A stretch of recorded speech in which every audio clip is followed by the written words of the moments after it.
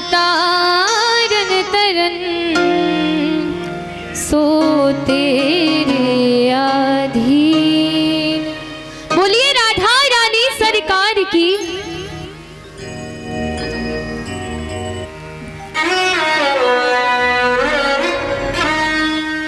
सभी भाव से गाएंगे। क्या गाना है? हो अपनी बाड़ी में अमृत घोल, अपनी बाड़ी में अमृत घोल, रसना राधे राधे बोल, रसना राधे राधे बोल, रसना राधे। सभी गाएंगे। हो रसना राधे राधे बोल।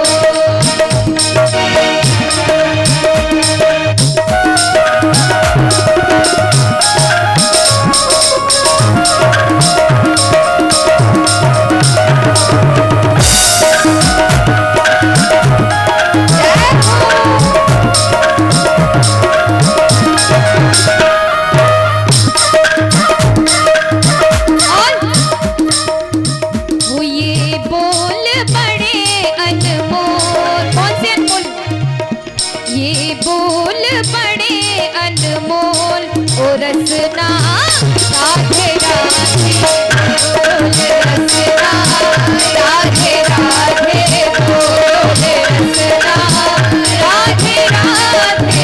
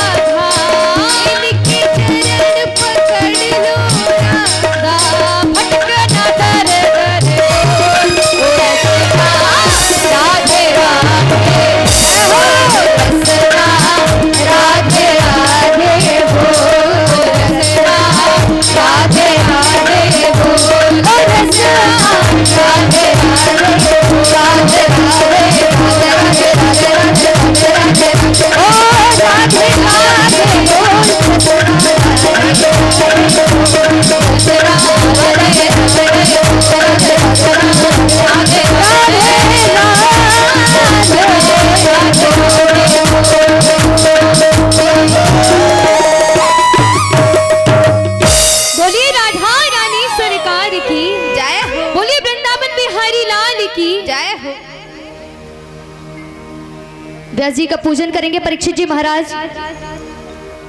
ओम हरे ओम यज्ञेन यज्ञमय जंत देवास्थाने धर्माणि प्रथमान्यासेन्नहते नागे महिमानः सचंत्र यत्र पूर्वे साध्या सन्ति देवाः। हरे ओम एकदन्ताय विद्महे वक्रतुंडाय धीमहि तन्नो दन्तिः प्रचोदयात्। हरे ओम नारायणाय विद्महे वासुदेवाय धीमहि विष्णु प्रचोदयात्।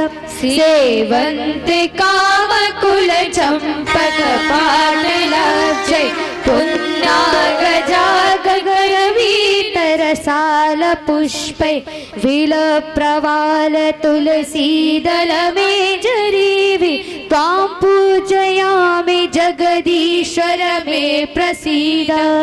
नाना सुगंधि पुष्पाणि यथा कालोद्भवानि च पुष्पांजलि मया दत्ता ग्रहणं परमेश्वरः। ओम मंत्र पुष्पांजलि समर्पयामि। श्री प्राण पुरुषोत्तमाय नमः। बोलिए बाके बिहारी लाल की जय हो। राधे रानी की जय हो। श्रीमद् भागवत महापुराण की जय हो। सभी भक्त खड़े हो जाएंगे एक बार भागवत जी की आरती करने के लिए। उसके बाद आप सभी यथास्थान बैठ जाइएगा। एक बार आरती करने के लिए सभी भक्त उठ करके खड़े हो जाएंगे। बोलिए श्रीमद् भागवत महापुराण की जय हो।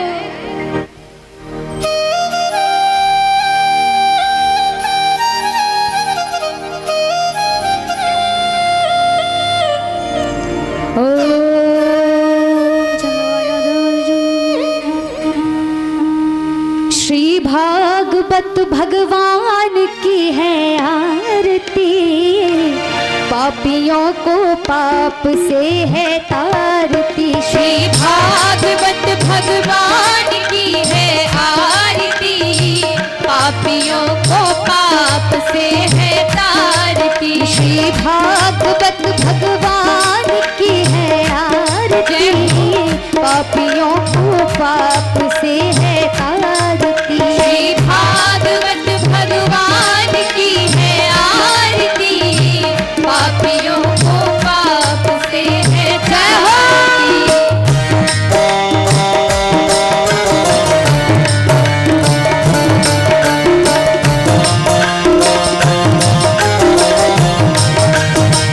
जय हो।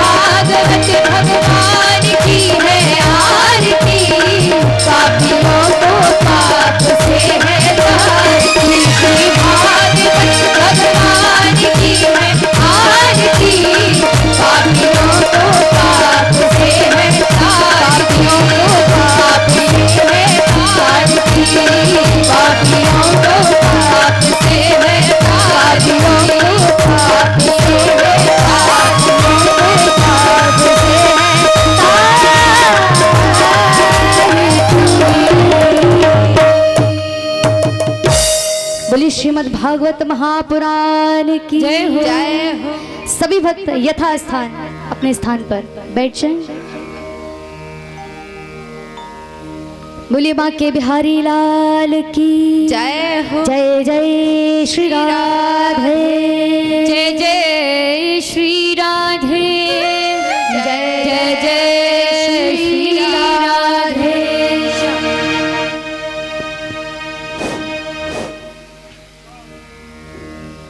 हरि ओम।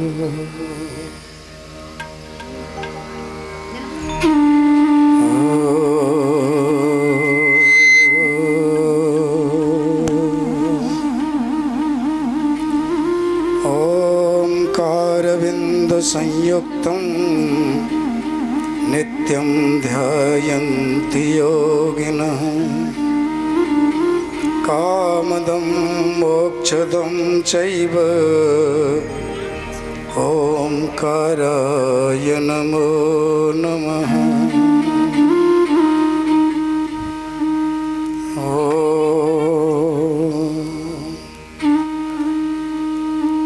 श्रीकृष्णाय वासुदेवाय हरये परमात्मने प्रणतक्लेशनाशाय गोविन्दाय नमो नमः। गोविन्दाय नमो नमः।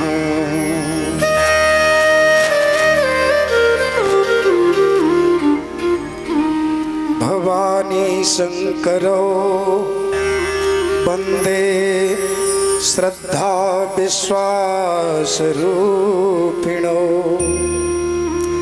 याभ्यां विना न पश्यन्ति सिद्धा स्वान्तः इष्टमीश्वरम् वंदे बोधमयं नित्यं गुरुं शङ्कररूपिणं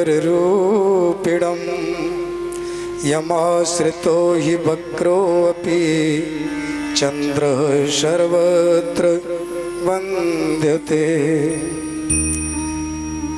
अस्मदाचार्यपर्यन्तां वन्दे गुरुपरम्परा गौरांगं रसमयं नित्यं रसाचार्यं रसोत्सुकं श्रीरामहर्षण देवाख्यं सद्गुरो प्रणमाम्यहम्। बोलिए सद्गुरुदेव भगवान की जय हो। देव धनुज नर नाग खग प्रेत पितर गंधर्व बंदौ किन्नर रजन चर कृपा करो अब सर्व। कृपा करो अब सर्व। जड़ चेतन जग जीव जत सकल राममय जाने वंदौ सबके पद कमल सदा जोरि जुग पार। सदा जोरि जुग पार। वेद व्यास जी के पद कमल बारंबार मनाई गुण गावों श्री कृष्ण के हनुमत हो सहाय। हनुमत हो सहाय। लेत सदा सुध दीन की सहज दया के धाम जननी जनक राकेश के प्रभु श्री राधे श्याम। प्रभु श्री राधे श्याम। जय जय श्री राधे राधे। सभी धर्मावलंबी धर्म प्रेमी श्रद्धालु भक्त, आदरणीय सम्माननीय भाई बंधु, पिता तुल्य बुजुर्ग, पूजनीय माताएं बहनें और कथा स्थल में सूक्ष्म रूप से विराजे हुए सभी देवी देवताओं को व्यासपीठ से जय श्री राधे, जय श्री कृष्ण। जय श्री कृष्ण।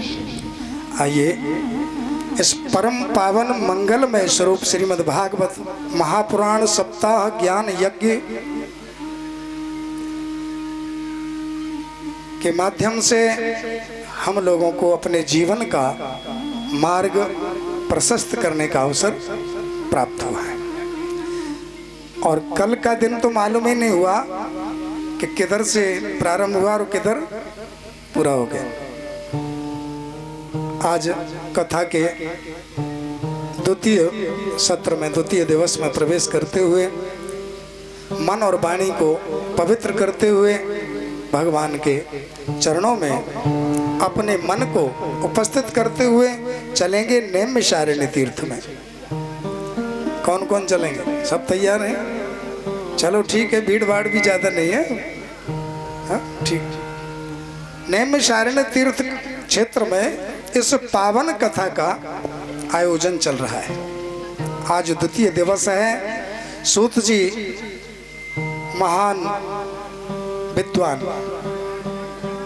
इस कथा का प्रवचन कर रहे हैं और 88,000 ऋषिगण श्रोता बनकर इस कथा को श्रवण कर रहे हैं, जिनमें मुख्य श्रोता हैं शौनक जी महाराज।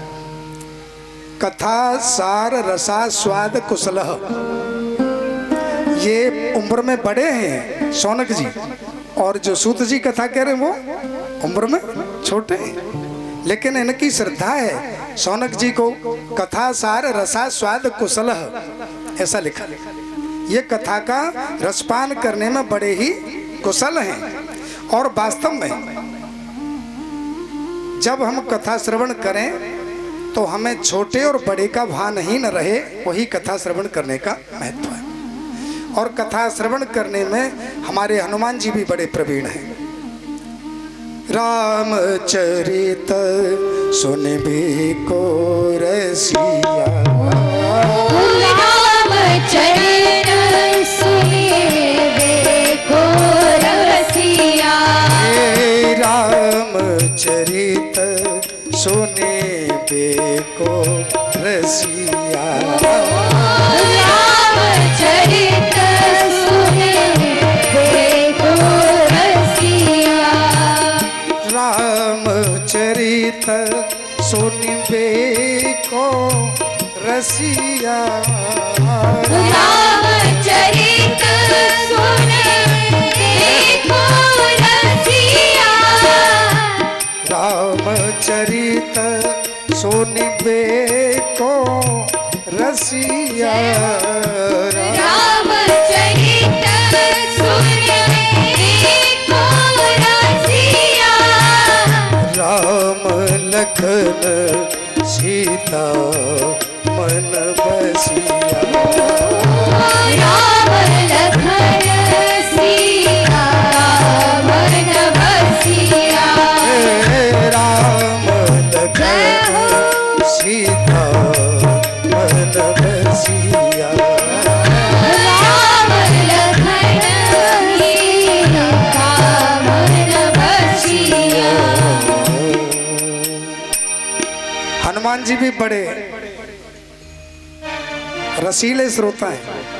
रामचरित सुनबे को रसिया, रसिया को मतलब आप जानते हो, शौकीन, बड़े शौकीन हैं।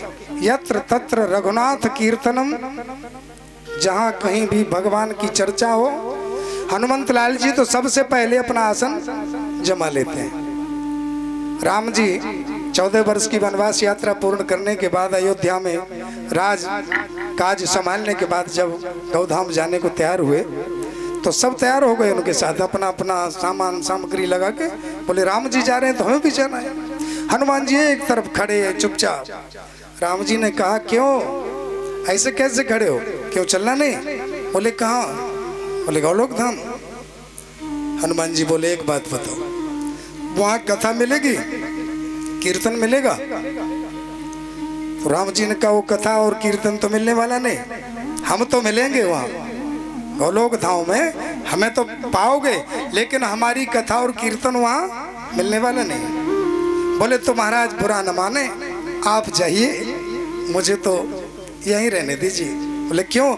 जहाँ आपकी कथाएं होंगी, जहाँ आपका कीर्तन होगा, मुझे तो वहीं रहना पसंद करूंगा। हनुमान जी वहीं रुक गए। और आज भी जहाँ कथा होती है उसमें सबसे पहले कोई श्रोता आवे ना आवे, क्योंकि श्रोताओं के पास समय का बंधन होता है, लेकिन हनुमंत लाल तो सबसे पहले आकर अपना आसन जमा के बैठ जाते। जय हो। और ऐसा नहीं कि ये केवल सुनना ही जानते हो, हनुमान जी की विशेषता है कि ये श्रोता तो हैं ही, रामचरित सुनबे को रसिया, लेकिन ये वक्ता भी बहुत बड़े हैं। इनसे बड़ा कोई वक्ता आज तक नहीं हुआ। कितने बड़े वक्ता हैं? बोले जब जानकी मैया अशोक वाटिका में अशोक वृक्ष के नीचे बैठी थी और इतनी दुखित हो रही थी, अशोक वृक्ष का नाम का ही मतलब है अमाने नहीं, शोक माने दुख। जिस वृक्ष के नीचे माताजी बैठी हैं, रावण ने ले जाके बिठाल रखा है, उस वृक्ष का ही नाम है अशोक। जिसके नीचे बैठने वाले को कभी दुख हो ही नहीं सकता, लेकिन अशोक के नीचे भी माताजी बैठी हैं, सशोक, शोक में बैठी हैं। और उसी समय हनुमंत लाल का प्रवेश हुआ। हनुमंत लाल ने जैसे ही देखा माताजी दुखी हैं, तो रामचंद्र कथा कहना प्रारंभ कर दिया। रामचंद्र गुण बर नहीं लागा, रामचंद्र गुण बरने लागा, रामचंद्र गुण बर नहीं लागा, रामचंद्र गुण बरने लागा, सुनत है सीता कर दुख भागा, सुनत है सीता कर दुख भागा, रामचंद्र गुण पर नहीं लागा, रामचंद्र गुण बरने लागा।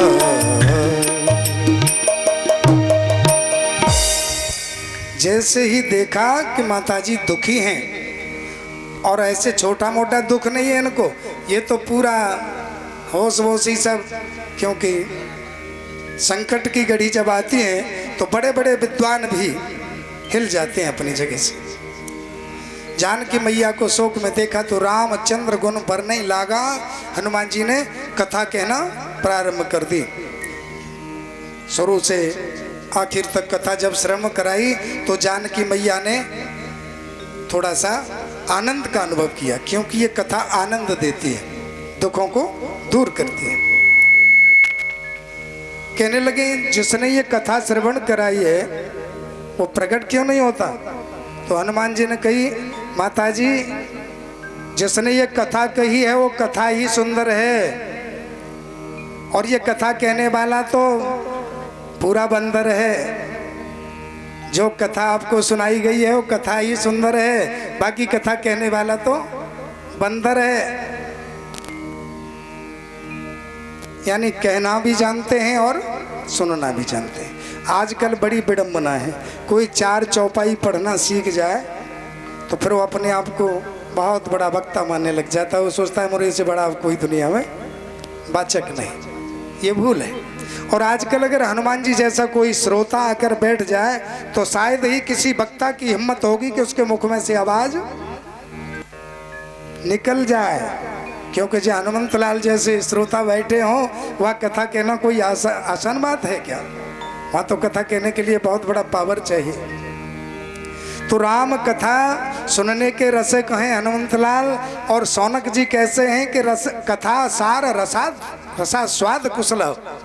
इस कथा का जो रस है, जो रस का स्वाद है, देखिए तीन चीज होती हैं। एक होता है फल, दूसरा होता है उसका रस, और तीसरा होता है स्वाद।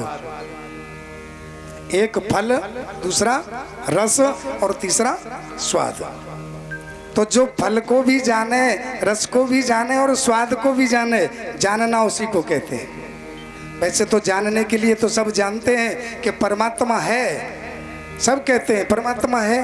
कुछ लोग ऐसे होते हैं जो कह देते हैं कि साहब हम तो नहीं मानते कि परमात्मा है, लेकिन कुछ हैं जो इस बात को आज भी मानते हैं कि परमात्मा है। और कुछ लोग दोनों ही तरह के हैं, जो मानते भी हैं और नहीं भी मानते हैं। एक महान भाव थे तो उनकी जेब में एक झोली और एक माला 24 घंटे पड़ी रहती और थे बिल्कुल नास्तिक। कोई भगवान की चर्चा करे तो अरे क्या रखा है भगवान में, क्यों पागल हो गए हो, क्यों समय वेस्ट करते हो, अरे भगवान भी कोई किसी ने देखा है कि आज तक। तो लोग उनकी बात से कुछ भ्रमित भी हो जाते थे। एक मित्र बड़ा जिद्दी स्वभाव का मिला तो ऐसे ही उन्होंने चर्चा प्रारंभ कर दी। उसकी नज़र पहुंच गई महानुभाव की जेब पर, तो जेब थोड़ी भारी हो रही थी। उसने हाथ डाला तो जेब में से झोली और माला निकल पड़ी। आश्चर्य हुआ, बोले भाई तुम तो भगवान का नाम भी नहीं लेते और ना किसी को लेने देते हो, फिर ये झोली माला आप काहे को रखते हो? बोले अरे चुप रहो, आप जानते हो वैसे तो मुझे पूरा विश्वास है कि भगवान है नहीं, लेकिन इतने लोग उसके दीवाने हैं तो इसका मतलब वो जरूर हो सकता है। जय। तो इस डर के मारे मैं झोली और माला रखता हूँ और कभी जब भी मुझे समय मिलता है तो मैं भी 1-2 माला सटक लेता हूँ, ताकि भगवान जब मुझे पूछेंगे तो मैं भी कह सकूंगा गौरव के साथ कि हमने भी आपकी माला जपी है, अगर होगा तो। यानी इस तरह के भी लोग होते हैं कि डर के मारे भी, तो डर के भी कुछ लोग भजन करते हैं। आज शौनकाद ऋषियों ने प्रश्न किया, प्रभु इस कथा के महत्व को हमने श्रवण किया और वास्तव में आप लोगों ने भी श्रवण किया था कल कथा का महत्व। ये कथा प्रेतों को यानी मृतकों को भी, मृत आत्माओं को भी मोक्ष प्रदान करने वाली कथा है ये श्रीमद् भागवत कथा। तो जब मृत व्यक्ति की आत्मा को इससे मोक्ष प्राप्त होता है तो जीवित आत्माओं का क्या हो सकता है, आकलन कीजिए, अंदाजा लगा लीजिए।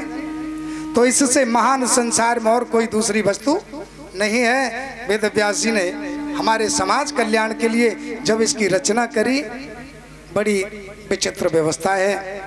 इसकी रचना के समय से पहले वेद व्यास जी ने 17 पुराणों की रचना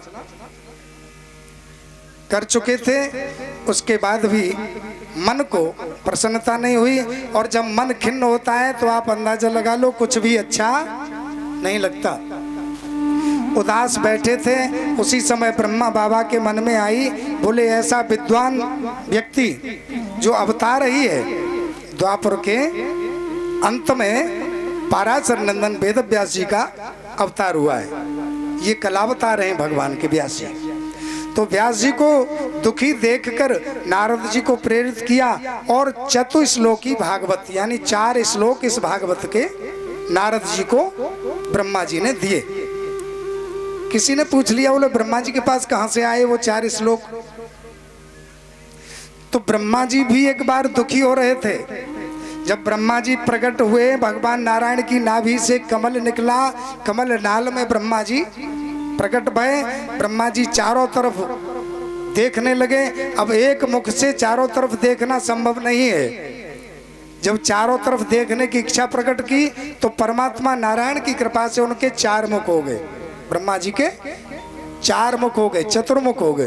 अब हम लोग देखेंगे दाएं तो दाएं देख पाएंगे, बाएं देखेंगे तो बाएं देख पाएंगे, आगे देखेंगे तो आगे देख पाएंगे, और पीछे देखना होगा तो फिर तो पूरा एक्शन ही चेंज करना पड़ेगा। ऐसा नहीं कि हम आगे भी देख लें। और लेकिन ब्रह्मा जी को वरदान प्राप्त है कि आपको कहीं घूमने घुमाने की आवश्यकता ही नहीं, जिधर चाहो उधर देख सकते हो, स्वतंत्र हो। ब्रह्मा जी चतुर्मुख, ब्रह्मा जी को चतुर्मुख प्राप्त हो गए, लेकिन उनको भी चिंता हुई कि मेरा जन्म कहाँ से हुआ है, मैं आया कहाँ से हूँ, मैं हूँ कौन। और ये प्रश्न बड़ा विचित्र है, अद्भुत प्रश्न है समाज के लिए भी, हमारे लिए भी, कि हम आखिर हैं कौन। लोग तो इस शरीर को ही हम मान लेते हैं, लोग इस मकान जिसमें रहते हैं उसको ही अपना घर मान लेते हैं, लेकिन वास्तव में ये हमारा घर मकान नहीं है, ये शरीर हम नहीं है। शरीर में जो रह रहा है, शरीर में जो है वो हम है। अब हमको जानने के लिए इतनी बड़ी हमें कथाओं का माध्यम ध्यान का माध्यम, योग का माध्यम, संतों की कृपा से, हमारे संस्कारों की कृपा से यदि हमें सद्गुरु की प्राप्ति हो जाए तो हमें साक्षात करके दिखा दे कि वास्तव में हम शरीर नहीं है। और ये सत्य है, आप लोग भी जानते हो, सिर हिलाने से ही काम थोड़ी चलता है। आप भी जानते हो कि आप शरीर नहीं है, क्योंकि यदि आप शरीर रहते तो आत्मा के साथ हमेशा रहते। आप शरीर हैं, आप आत्मा नहीं है। आत्मा आपके साथ है तब तक आपके शरीर की शोभा है, यानी आप जब तक हैं तब तक इस घर की शोभा है। और जब आप इस घर से निकलेंगे तो इस घर को आपके सगे संबंधी भी 2-4 घंटे से ज़्यादा घर में रखने के लिए तैयार नहीं होंगे। जल्दी करो, क्योंकि अब जाने वाला तो चला गया, इनकी ज़रूरत क्या है। तो जो जाने वाला और आने वाला है उसी को पहचानना है भागवत के माध्यम से। तो जब नारद ब्रह्मा जी को चिंता हुई तो स्वयं नारद जी ने वही 4 श्लोक ब्रह्मा जी को दिए भागवत के, जिन 4 श्लोकों से ब्रह्मा जी सृष्टि करने में समर्थ हुए। और वही 4 श्लोक आज नारद जी को ब्रह्मा जी ने दिए। वो आकर के नारद जी ने वेद व्यास जी को जैसे धरोहर के रूप में, मेरे गुरु ने मुझे ज्ञान दिया, मैंने सामने वाले को दिया, उसने उसको दिया। और आजकल तो गुरुओं की तो कमी ही नहीं है। शिष्य तो कम पढ़ सकते हैं लेकिन गुरुओं की कमी नहीं है। गुरु फिरत है गलीन में, गली खड़ंज में, गांव गुरु फिरत है गलीन में, को गुरु दीक्षा ले, नरक जाओ चाहे स्वर्ग जाओ, हमें दक्षिणा दे। जय हो। ठेकेदारी हमारी कुछ नहीं है कि आपको कहाँ जाना है, आपको जाना है वहाँ तो जाओगे ही, लेकिन आप हमारे चेला बनोगे तो कम से कम साल में 1-2 बार तो हमारा कुछ न कुछ तो भला होना है। तो अपने भले के लिए आज गुरु शिष्यों को बनाते हैं। गुरु की परिभाषा ये है, गु धन रू, जो अंधकार में से निकाल करके प्रकाश में डाल दे। असतो माँ सदगमय, तमसो माँ ज्योतिर्गमय। जो अंधकार में से निकाल करके प्रकाश में डाल दे। और अंधकार क्या है? अंधकार यही है कि आज ये काम नहीं हो पाया, सोच तो रहा था ऐसा करूंगा लेकिन ऐसा हुआ ही नहीं, कल ये करना है, बड़ी भारी मुसीबत है, बड़ी समस्याएं हैं। ये केवल अंधकार है। बाकी जीवात्मा के साथ न कोई क्लेश है न कोई दुख है। और जो व्यक्ति जीवात्मा को पहचान गया मन बुद्धि के आधार पर, उसके सारे संकट तत्क्षण तापत्रय तुरंत हो जाते हैं समाप्त। तीनों ताप तुरंत हो जाते हैं समाप्त। किसके? जो भगवान गोविंद के गुणगान में लग जाता है। वेद व्यास जी ने उन्हीं 4 श्लोकों से 18,000 श्लोकों की ये श्रीमद् भागवत संहिता तैयार कर दी। इसमें 18,000 श्लोक हैं और 4 श्लोकों से ही 18,000 बने हैं। 4 श्लोकों में भगवान के रूप का वर्णन किया। पहले श्लोक में भगवान का रूप माधुर्य बताया, भगवान कितना सुंदर है। जो सुंदर को भी सुंदर बना दे, जिसके सामने सुंदरता भी फीकी पड़ जाए, उसका ही नाम भगवान है। दूसरे में उनके सामर्थ्य का वर्णन किया। परमात्मा की सामर्थ्य क्या है? बोले राई को पर्वत करे, पर्वत राई माए, और साहब से सब होता है, बन देते कछु सामर्थ्य बताए। इस प्रकार से इन 4 श्लोकों से ये 18,000 श्लोकों की परम संहिता प्रकट भई। और जन जन का कल्याण करने के लिए आज कलिकाल में इससे बड़ा दूसरा और कोई साधन नहीं है। किसी ने कह दिया महाराज ये 7 दिन में सुनने की परंपरा क्यों बना दी? सप्ताह 7 दिन में ही होना चाहिए नियमित। अगर वो 8 दिन का, 9 दिन का, 11 दिन का हो रहा है तो ये विडंबना है। सप्ताह 7 ही दिन का होना चाहिए, ये नियम है इसका भागवत का। आजकल आचार्य लोग सोचते हैं कि 5 दिन 6 दिन पूरे 7 दिन तो हो गए, भीड़ भाड़ आई नहीं, चढ़ावा कुछ चढ़ा नहीं, तो यजमान से कहा चलो 1-2 दिन और बढ़ा लो, भंडारा बाद में हो जाएगा। वो मर्यादा नहीं देख रहे हैं, वो तो सिर्फ अपना। आजकल इसी कारण इसकी कथा का जो महत्व जो लाभ मिलना चाहिए।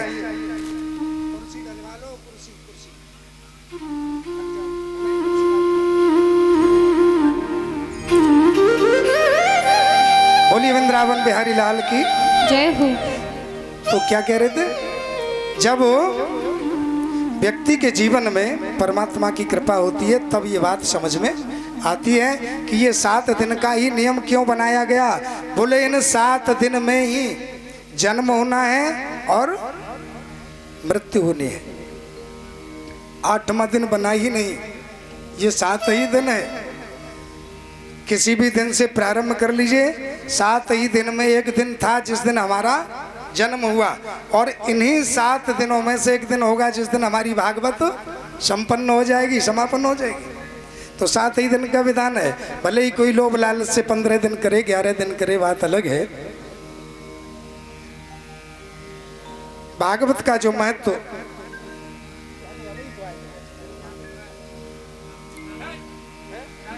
भागवत में महात्मों के साथ जब ये बात समझी गई कि पितरों का भी उद्धार करने वाली ये परम संहिता है, इसको जिसने भी श्रवण किया और जीवन का परम लाभ उसे प्राप्त हुआ। आइए प्रथम स्कंद से कथा को प्रारंभ करेंगे। इस स्कंद में 19 अध्याय है और 809 श्लोक है।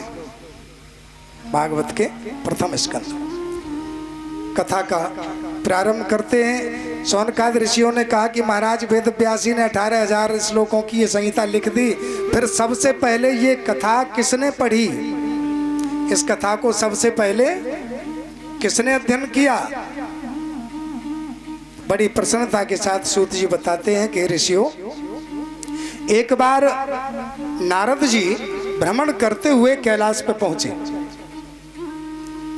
जहां भगवान शिव और पार्वती नित्य मंगल स्वरूप रहते हैं। नारद जी पहुंचे, भगवान शिव कहीं ध्यान में थे। पार्वती मैया मिली, माताजी प्रणाम।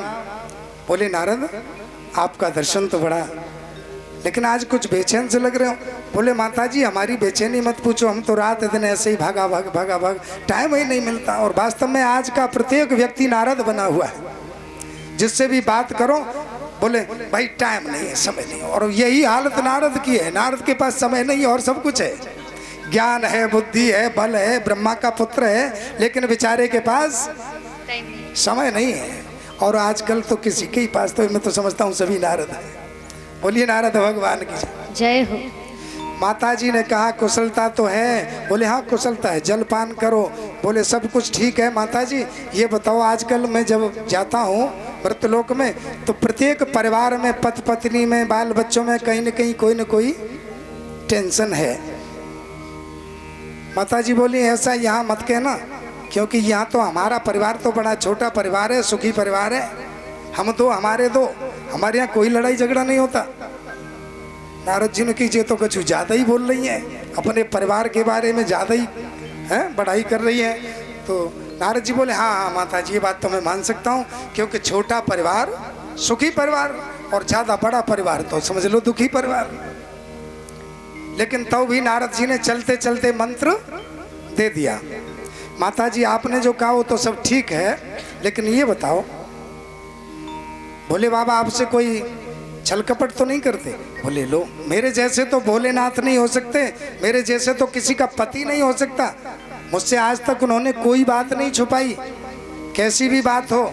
और वास्तव में आज भी माता बहनें कुछ ऐसी भाग्यशाली होती हैं जिनको ऐसे भोले पति मिले होते हैं भोले बाबा की तरह, कि बेचारे हर बात याद रख के लाते हैं कि ये बात घर जाके बताना जरूरी है, बताते हैं।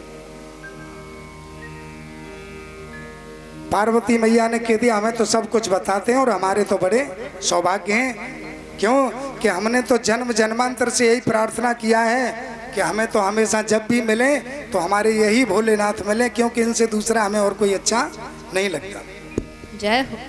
बोले देवी आपकी बात ठीक है, लेकिन एक बात बताओ, तुम कह रही हो कि वो कपट नहीं करते हैं और वो सब बात आपको बताते हैं, कभी उन्होंने आपको ये बताया कि अपने गले में जो नर मुंडों की माला पहनते हैं, क्यों पहनते हैं और किसके मुंडों की माला पहनते हैं? पार्वती जी ने बोली हाँ ये तो तुम ठीक कह रही हो। सब कुछ बताते हैं, इस बारे में न मैंने कभी उनसे पूछा और न कभी उन्होंने मुझे बताया। आज मैं जरूर पूछूंगी। महाराज नारद जी तो चलते बने, भगवान शिव योग में से आए, मैया पार्वती ने प्रणाम किया, आसन पर बैठे, देखा पार्वती जी जो कमल की तरह मुस्कुराती रहती थी 24 घंटे, आज जब चेहरा देखा भोलेनाथ को आश्चर्य हुआ। सोचे नारद तो नहीं आए थे? बोले हाँ आए तो थे। बोले ठीक हो गया काम। नारद जी का तो मतलब ही समझ लो। बोले क्या हो गया? बोले कुछ नहीं। बोले तो उदास क्यों हो? बोले उदास इसलिए हैं कि हमने समझा कि आप हमसे कभी कपट नहीं करते और पति पत्नी के बीच में कपट होना भी नहीं चाहिए। बोले नहीं करते। आपने कैसे मान लिया हम कपट करते हैं? कि ये माला आपने धारण कर रखी है, इसके बारे में आपने कभी बताया? कि आपने कभी पूछा नहीं। बोले हमने पूछा नहीं और आपने बताया नहीं, इसका मतलब आप कपटी हैं। बोले ठीक बात है, मान लिया। बोले ये किसके नरमुंड हैं गले में? ये बात भी आपने आज तक नहीं बताई। बोले देवी जब जब आपने शरीर धारण किया और शरीर को छोड़ा तो आपने जितने शरीर धारण किए उतने ही तुम्हारे शरीरों के, तुम्हारे सिर मुंडों को माला में पिरो करके मैं घूमता हूँ। ये आपके ही सिर हैं और किसी दूसरे के नहीं है। एक तरफ से तो खुशी हुई लेकिन एक तरफ से बड़ा कष्ट हुआ। बोले इतने सिर हमारे, हमें इसका मतलब कितनी बार मर गए? बोले तुम जितनी बार मरी हो उतनी बार के सिर हैं। बोले आप आज तक नहीं मरे और हम इतनी बार मर गए, इसका मतलब तुम महाकपटी हो। भाई हम इतनी बार मर गई और तुम एक बार भी नहीं मरे। बोले बाबा, बोले देवी हमने अमर कथा को श्रवण कर रखा है इसलिए हम तो अमर हो चुके हैं। बोले इतने दिन हो गए आपने हमको वो अमर कथा नहीं सुनाई, इसका मतलब माला के बारे में नहीं बताया, ये तो आपका कपट है। लेकिन आपने जो अमर कथा हमको, इतने जन्म हमारे हुए, तो इसका मतलब तुमने हमारा कभी भला नहीं सोचा। नहीं तो आपने हमको ये कथा सुनाई होती तो निश्चित ही हम भी अमर हो जाते। तो इसका मतलब आप महाकपटी हो। बोले देवी कुछ भी मान लो।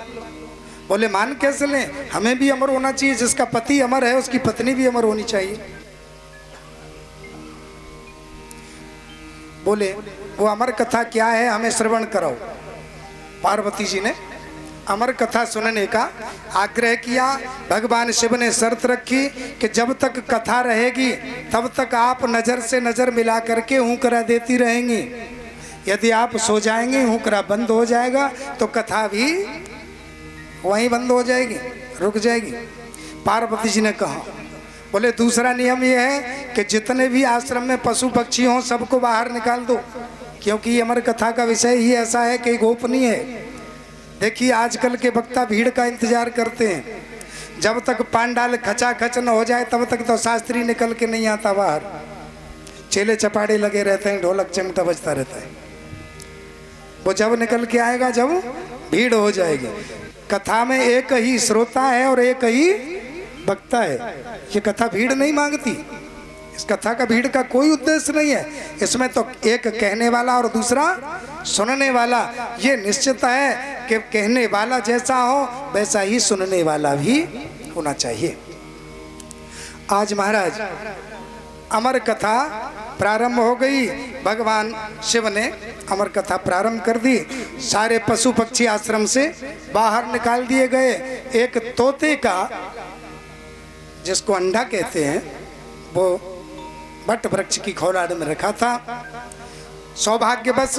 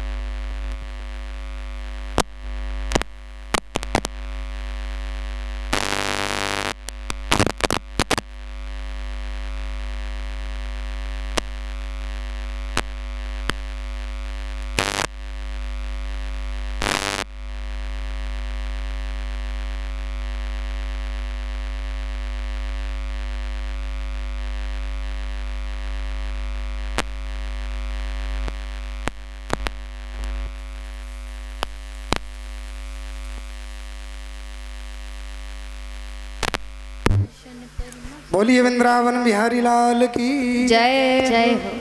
तो अमर कथा होना प्रारंभ हो गई। आप लोग भी ये घुटनों को छोड़ दीजिए, न कोई लेके नहीं भागने वाला। आराम से बैठ जाइए और दोनों हाथ खोल लीजिए कीर्तन के साथ। राम रामे तो रमे रामे,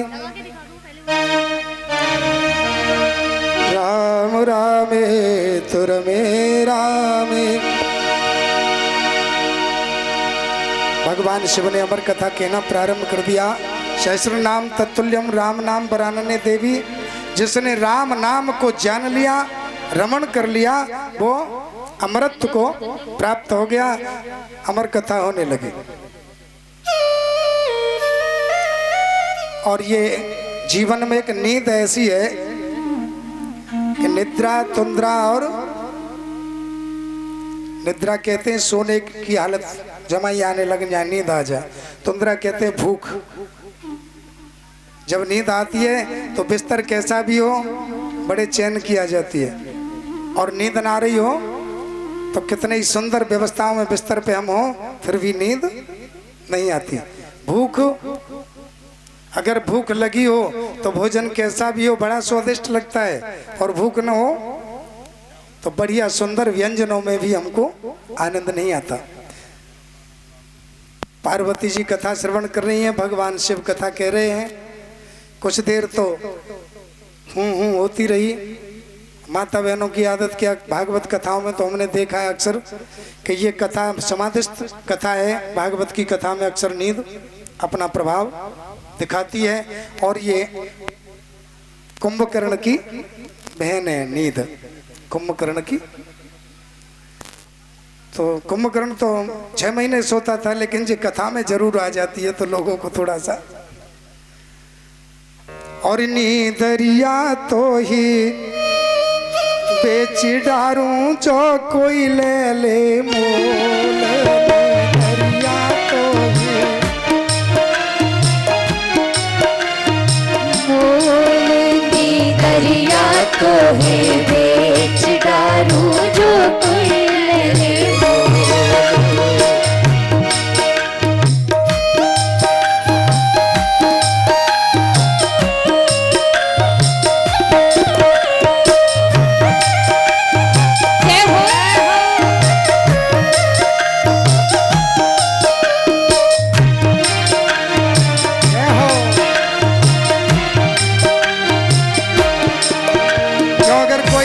खरीदने वाला मिल जाए तो बेच डालोगे? मैं तो बेच डालूंगा। अपनी तो मैं बता रहा हूं, मैं तो जय। पार्वती शंकर से बोली कथा सुनाए देव मोर। पार्वती शंकर से बोली कथा सुनाए देव मोर। पार्वती शंकर से बोली कथा सुनाए देव मोर। पार्वती शंकर से बोली कथा सुनाए देव मोर। और शंकर जी जब कथा सुनाए रे पार्वती गई सोए। शंकर जी जब कथा सुना रहे पार्वती गई सोए। हे नींदरिया कोई बेच डारूं जो कोई ले ले मोल।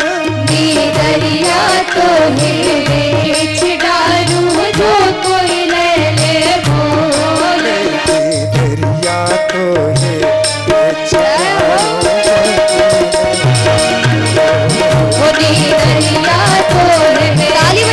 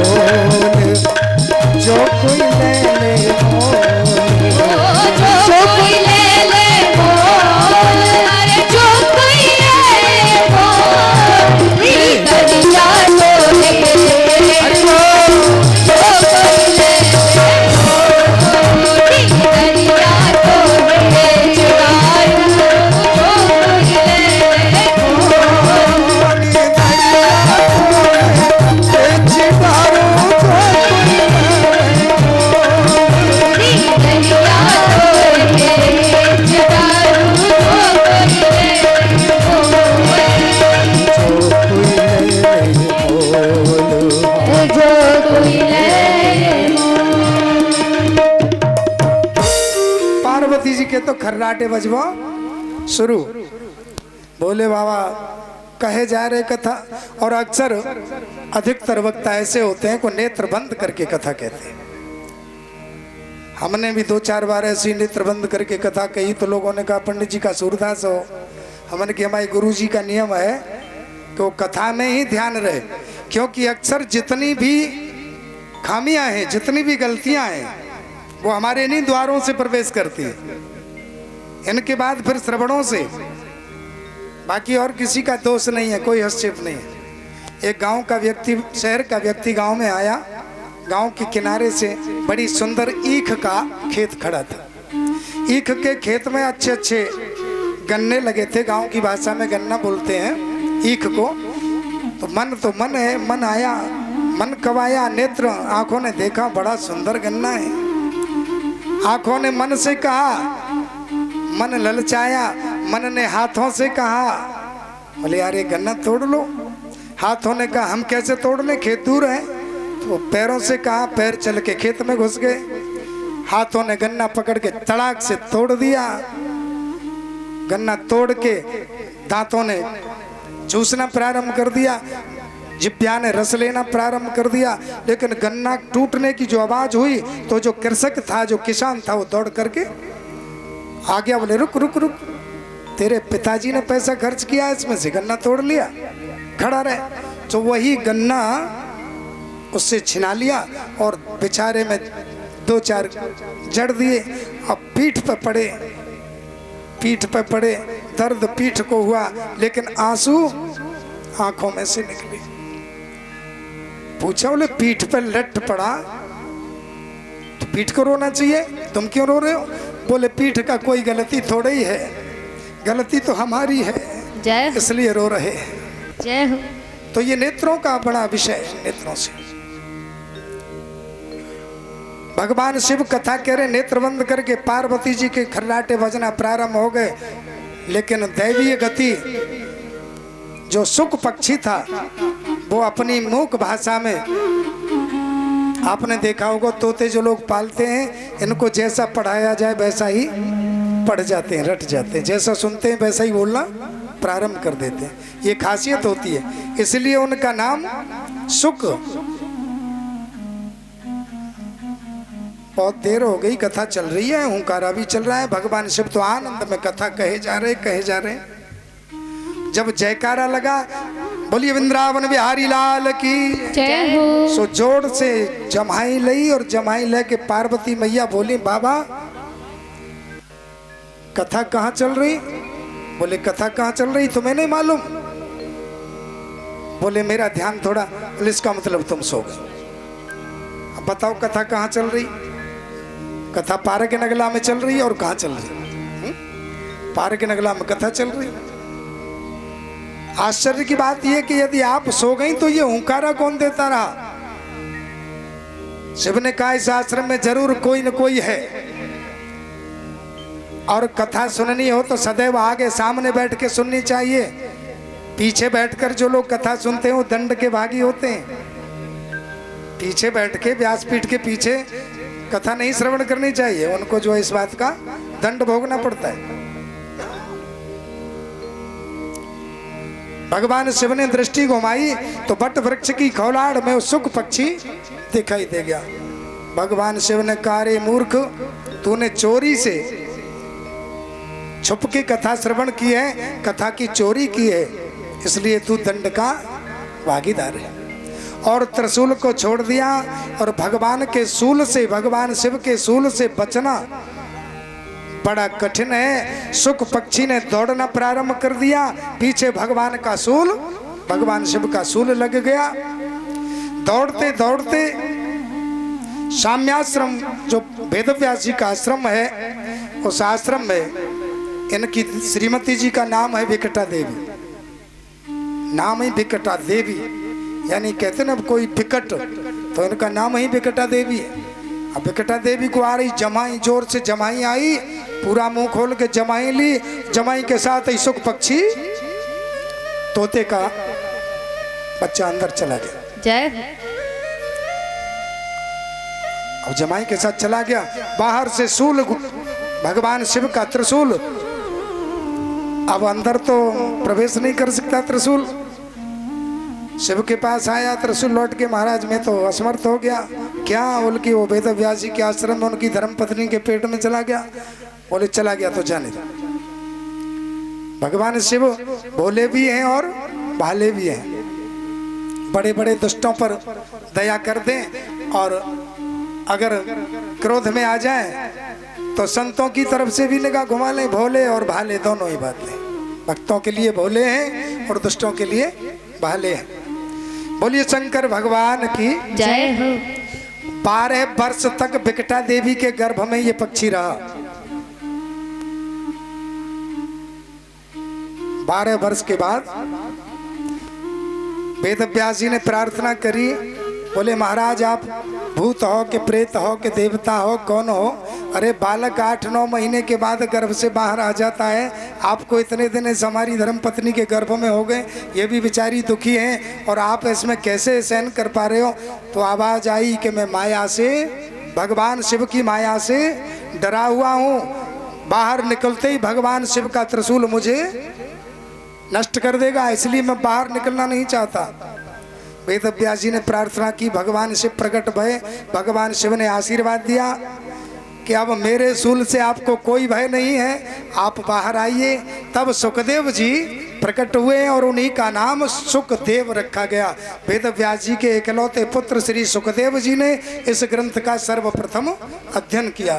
बोलिए सुखदेव भगवान की जय हो। श्रीमद् भागवत महापुराण की जय हो। सुखदेव जी का जन्म हुआ। भागवत की रचना होने के बाद वेद व्यास जी की समस्या का समाधान हुआ। हर पिता के सामने यही समस्या रहती है कि मेरी जो संपत्ति है धरोहर के रूप में, चाहे वो ज्ञान मार्ग की हो, चाहे अर्थ मार्ग की हो, चाहे व्यवहार मार्ग की हो, एक ही चिंता रहती है कि मेरे बाद मेरी इस व्यवस्था को संभालने वाला उत्तराधिकारी कौन होगा। तो उत्तराधिकारी मिल गया वेद व्यास जी को। वेद व्यास जी प्रसन्न हुए, लेकिन हुआ क्या? आश्चर्य हुआ। खुश तो इसलिए हुए कि मेरा बालक हो गया, वो ये उत्तराधिकारी हो जाएगा, लेकिन बालक जन्म लेते ही नड़ा भी नहीं छूट पाया। बच्चा जन्म लेते तो एक नाड़ आता है, तो नड़ा भी नहीं छूट पाया। नड़े को कंधे पर डाल के भागना प्रारंभ कर दिया, जंगल की ओर भागने लगे। वेद व्यास जी पीछे, पुत्र पुत्र पुत्र, मोह में बेटा बेटा बेटा, मैं तुम्हारा पिता हूँ, मेरी तो सुनो। लेकिन कौन किसका पिता है पिताजी, कौन किसका पुत्र है, ये माया संसार की मिथ्या है। जय। चले गए। सुखदेव जी की ओर से वृक्षों ने जवाब दिया वेद व्यास जी को। वृक्षों को जड़ माना जाता है, लेकिन जड़ में भी चेतन आ गया। उत्तर मिला कि आप चिंता न करें, समय आने पर यही आपके उत्तराधिकार के रूप में आपको प्राप्त होंगे। ये तपस्या के मन में तपस्या करने जा रहे हैं। सुखदेव जी ने जन्म लेते ही तपस्या प्रारंभ कर दी और तपस्या के परिणाम स्वरूप जब वेद व्यास जी के सहचर सेवक सुखदेव जी को ढूंढने के लिए गए तो जंगल में एक गुफा में सुखदेव जी भजन में, आनंद में, तपस्या में लीन थे। वहीं जाकर वेद व्यास जी के सेवकों ने इसी भागवत के सुंदर मंत्रों को गाना प्रारंभ कर दिया और उन मंत्रों की ध्वनि जब उनके कानों में गई तो योग, उनका तपस्या समाप्त हो गई, योग छूट गया। ये भागवत योगियों के योग को छुड़वा देती है, ज्ञानियों के ज्ञान को भी भ्रम में डाल देती है, क्योंकि सत्यव्रत को भी असत्य दर्शाना भगवान का ही कार्य है। और ये पोथी के रूप में साक्षात भगवान कृष्ण का विग्रह है। जय। बोलिए भागवत भगवान की जय। भागवता प्रोक्तम इत भागवतम, जो भगवान का ही स्वरूप है वही भागवत है। ऋषियों ने कहा महाराज भागवत की रचना हो गई, सुखदेव जी का भी जन्म हो गया, सुखदेव जी ने अध्ययन भी कर लिया, लेकिन ये कथा सबसे पहले किसको सुनाई गई ये तो बताइए। भाई भागवत तैयार हो गई, ऐसे मान लीजिए कोई मिष्ठान हलवाई ने बना के तैयार कर लिया, तो सबसे पहले किसको खिलाया गया, सबसे पहले कैसे हुआ, तो ये बड़ी ललक रहती है। ऋषियों ने प्रश्न कर दिया कि ये कथा सबसे पहले किसको सुनाई गई। तो सूत जी ने कहा कि सर्वप्रथम इस कथा को श्रवण करने का अधिकार नारद जी को प्राप्त हुआ। गंगा के किनारे सनक सनंदन सनातन सनत कुमार ने नारद जी को इस कथा को श्रवण कराया, जो कल मैंने व्यासपीठ से आपको सुनाया, जिसे सुनते ही भक्ति ज्ञान और वैराग्य तंदुरुस्त हो गए, यानी किसी भी प्रकार का कोई कष्ट नहीं रहा। जय इस कथा को सुनते ही ज्ञान और वैराग्य रूपी दोनों नेत्र हमारे स्वस्थ होने चाहिए। और यदि ऐसा नहीं होता तो फिर तो ऐसे मान लो कि एक तरफ से कथा समाप्त हुई और दूसरी कथा शुरू हुई, और ये कथा समाप्त हुई तब तक तीसरा कोई होड़ लगी है। होड़ जानो चाहे मत जानो, समझो चाहे मत समझो, लेकिन बाजन दो ढोल। जय ढोल बाजन। कथा सुनने के बाद यदि ज्ञान और वैराग्य प्रकट नहीं हुआ तो मैं न जानता हूं कि कथा कहने वाला कथा कह के चला गया, न मैं समझता हूं कि कथा सुनने वालों ने कथा सुनी। कथा सुनने के बाद ज्ञान और वैराग्य सुदृढ़ होने चाहिए, स्वस्थ होने चाहिए, और ये जब ही होगा जब वक्ता स्वयं ज्ञान वैराग्य के साथ भक्ति की चर्चा करेगा। जिसके पास स्वयं ज्ञान वैराग्य स्वस्थ होंगे वही दूसरे के ज्ञान वैराग्य को स्वस्थ कर सकता है। जो खुद ही रोगी है, जिसको खुद ही संक्रमण लगा हुआ है, खुद ही बीमारी लगी है, वो चाहे किसी के दूसरे के रोग को दूर कर पाएगा? नहीं कर पाएगा। एक गांव में एक रहता था भगत, जानते होंगे भगत, बाकी पास भीड़ लगी रहती थी, लोग आते थे दूर दूर से, दूर नाम हो रहा था दूर दूर। करता क्या था, कोई बीमार आदमी आया और उसने उसे बिठाला और नीम का झाड़ा तोड़ा, नीम का और झाड़ा तोड़ के मरगट का मसान बांधूं और घाट का घटोई बांधूं, आकाश बांधूं, पाताल बांधूं, छू, ऐसे कर देता था। उसका ये मंत्र था। तो कुछ लोग ठीक भी हो जाते थे क्योंकि भगवान की कृपा। भीड़ लगी रहती थी सारे दिन। बरसात का समय आने वाला, सो एक दिन कोई आया बाहर से उसका मरीज, तो कोई अपना उसका मंत्र चल रहा था, आकाश बांधूं, पाताल बांधूं, घटोई बांधूं और मरगट का मसान बांधूं, ये चल रही थी उसकी अपनी, छू कर रहा था। पत्नी आई, सुबह बोली आके क्या आकाश बांधूं पाताल बांधूं, उसने सुन लिया। बोले आकाश पाताल तो तू खाक बांधेगा, ये घर का टूटा छप्पर तो तेरे से बांधा नहीं जा रहा। जय हो। तो आजकल ऐसे भक्तों की बड़ी पूजा है। कोई लालच थोड़ा सा दे दे कि तेरे 10 के 25 बना दूंगा शाम तक, तो मेरे ही पास लेन लगना शुरू हो जाएगी पुजारी आश्रम पे, कथा करना ही भूल जाऊं। लेकिन ये निश्चित है कि जो ऐसे कार्य के द्वारा भरण पोषण कर रहा है, जो दूसरों को भ्रमित करके अपनी जीविका चला रहा है, वो निश्चित ही नरकगामी है, इसमें कोई दो राय नहीं है। मानव शरीर प्राप्त करने के बाद यदि भला किसी का कर न सको तो बुरा किसी का मत करना। पुष्प नहीं बन सकते तो कांटे बनकर मत रहना। मैं आपको अगर आप लोगों को मैं अगर लालच दे दूं थोड़ा, तो आप लोग वास्तव में हमारे यहाँ की जनता इतनी भोली है। इस भारत को माता कहा जाता है, आप लोग जानते होंगे। किसी देश को माता नहीं कहा जाता। इंग्लैंड के साथ इंग्लैंड माता नहीं लिखा जाता, अमेरिका माता नहीं बोला जाता, एशिया माता नहीं बोला जा सकता। लेकिन भारत के साथ जुड़ा है क्या? भारत माता की जय हो। माता भी जुड़ा है, यानी भारत स्वयं में भारत पुरुषवाचक शब्द है। फिर पुरुषवाचक शब्द के साथ माता का मतलब, बोले ये माता इसलिए कहा जाता है कि जितने भी अवतार होते हैं मेरी भारत भूमि में होते हैं। जब दुष्टों का भार बढ़ता है तो कभी राम बनकर कभी कृष्ण बनकर जब चाहता है मेरा ठाकुर प्रकट हो जाता है। इसलिए मेरे भारत को गौरव के साथ विदेशों में भी भारत माता के नाम से जाना जाता है। आज सूत जी ने कहा कि ऋषियों, महाभारत की पावन भूमि में कौरव और पांडवों के मध्य युद्ध हुआ। कौरव और पांडवों के बीच महासंग्राम हुआ। महाभारत, जिसका नाम ही महाभारत पड़ गया। पहले भारत था, लेकिन जब युद्ध हुआ भयानक तो महाभारत नाम पड़ गया। और इस महाभारत के युद्ध में बड़े बड़े बलवान वीर योद्धा धराशायी हो गए। इधर एकदम से ध्यान आया कि हम कथा कहे चले जा रहे हैं, हमने गुरुजी की वंदना तो की ही नहीं, कथा तो शुरू कर दी। कोई बात नहीं, चलो अब कर लेते हैं। तो वंदना करने लगे कि सुखदेव जी कहते हैं कि जन्मांधस्य यतोन्वया दितरश्चार्थे सुभिज्ञ स्वराट तेने ब्रह्म हृदय आदि कवये, तेने ब्रह्म हृदय आदि कवये, तेने ब्रह्म हृदय आदि कवये मोह्यन्ति यत्सूरयः तेजो वारि मृदा यथा विनिमयो यत्र त्रिसंगो मृषा धाम्ना स्वेन सदा निरस्तकुहकं सत्यं परमं धीमहि, सत्यं परमं धीमहि, सत्यम परमं धीमहि।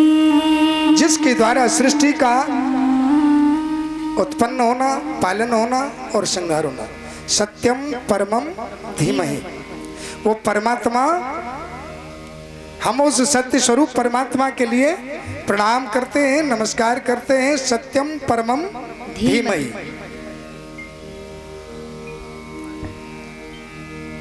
सत्यम परमम धीमहि, जो सत्य है उस परम सत्य के लिए हम दोनों हाथ जोड़ करके प्रणाम करते हैं।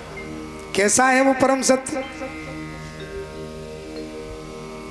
तेजो बारी मृदाम यथा, कैसा है परम सत्य? जानने की बात है। वो परम सत्य ऐसा है, तेजो बारी मृदाम यथा। जिस प्रकार आप लोग कभी गर्मियों में सफर किए हों गाड़ी से, तो रोड पर थोड़ा दूर अगर हम दृष्टि डालते हैं तो ऐसा लगता है जल भरा है, ऐसा आभास होता है कि रोड पर आगे पानी भरा है, लेकिन वह पानी नहीं होता, लगता है, ऐसा आभास होता है कि सड़क पर पानी है, लेकिन हम जब निकट पहुंचते हैं तो पानी वहां नहीं होता। तो तेजो मारी मृदाम यथा, जिस प्रकार से हमें सूखे में जल का भ्रम होता है, उसी प्रकार से सत्य में हमें असत्य का भ्रम होता है और असत्य में सत्य का भ्रम होता है। जो ये प्रक्रिया हमें हमारे द्वारा कराता है वही परम सत्य है। इसलिए हम उस परम सत्य को दोनों हाथ जोड़ करके प्रणाम करते हैं। जय। सृष्टि मिथ्या होने पर भी हमें सत्य प्रतीत होती है। ब्रह्मा जी की सृष्टि सत्य नहीं है, मिथ्या है। जन्म लेना पुनरप जन्मम पुनरप मरणम पुनरप जननी जठरे शयनम। जय। बार बार जन्म लेना, बार बार माँ के गर्भ में उल्टे लटकना, बार बार मृत्यु के चंगुल में फंसना, ये प्रक्रिया हमारी जन्म जन्मांतरों से चली आ रही है। महाभारत के युद्ध में भगवान कृष्ण से अर्जुन ने कहा कि प्रभु एक बात मुझे बता दीजिए कि संसार में ये आवागमन का जो चक्र है ये कैसे समाप्त होता है। तो भगवान कृष्ण ने कहा कि अर्जुन, ऐसा कोई युग नहीं था जिस युग में आप न रहे हों और हम न रहे हों। और यही बात हमारे आपके सबके बीच में लागू होती है। आप भी थे, हम भी थे, लेकिन पहचान नहीं थी। ऐसा कोई युग नहीं रहा जिसमें आप और हम न रहे हो। यानी कृष्ण भी थे और अर्जुन भी थे हर युग में, लेकिन रूप बदलते रहे। रूप बदल करके जन्म बदलता रहा, शरीर बदलता रहा और संसार में लीलाएं भी बदलती रही। जय हो। इस प्रकार से जब व्यक्ति जीवन में जन्म और मृत्यु से छुटकारा प्राप्त करना चाहे तो उसे इस परम सत्य का आश्रय लेना चाहिए, जो सत्य में असत्य का दर्शन और असत्य में सत्य का दर्शन कराता है। जैसे सपने हो ही भिखारी नृप। आप लोगों ने सपना देखते हो? सपना देखने की तो आदत होती है सबकी। आप व्यक्ति सो जाता है तो सपना देखता है, क्यों? तो सपने हो ये भिकारी नृप रंग कुना कपति हो जागे हानिन लाभ कछु यथा प्रपंच जग जो यथा प्रपंच जग हो। जिस प्रकार से सपने में कोई व्यक्ति राजा बन जाए। एक भिखारी रात दिन भीख मांगता था, भीख मांगते मांगते शाम को थक गया, सो गया और जैसे ही सोया तो उसने एक स्वप्न देखा कि सपने में वो राजा बन गया। राजा बन गया, राजमहलों में तमाम सेवक सेविकाएं उसकी सेवा में लगे हैं, बड़े आनंद में है। अब सपना देख रहा है, बड़ा आनंद हो रहा है। जब तक कोई आया साथी, उसने आकर के झटका, बोले अरे सोते रहोगे, आज भीख मांगने नहीं जाना। और जैसे ही झटका लगा, नींद गायब हुई, सपना गायब। बड़ा दुखी हुआ, बोले तुम कहां से आके टपक गए, तुमने तो मेरा सब बना बनाया खेल ही बिगाड़ दिया। राजमहलों में तमाम सेवक सेविकाएं मेरी सेवा कर रहे थे और मैं राजा बनकर राजाशाही जिंदगी जी रहा था, तुमने ये क्या कर दिया। इसी प्रकार से एक महाराज राजा चक्रवर्ती नरेश रात्रि को स्वप्न में क्या देखे, भिखारी का वेश धारण करके हाथ में कटोरा लेकर के चौराहे पर भीख मांग रहे। अब राजा के लिए वही सपना दुखदाई हो गया, दुखप्रद हो गया। भिखारी के लिए वो सपना सुखप्रद हुआ और राजा के लिए वो सपना दुखप्रद हो गया। कैसे? बोले राजा जब भिखारी बना तो रोने लगा और रोने की आवाज रानी को श्रवण पड़ी। जब राजा स्वप्न में भिखारी बन गया तो जोर जोर से रोने लगा और रानी ने सुना तो रानी दौड़ कर आई, महाराज को क्या हो गया। महाराज को जगाया और जब महाराज जगे तो बड़ी होश में आए। क्यों ऐसे, क्यों बेचैन क्यों हो रहे हो, घबरा रहे हो।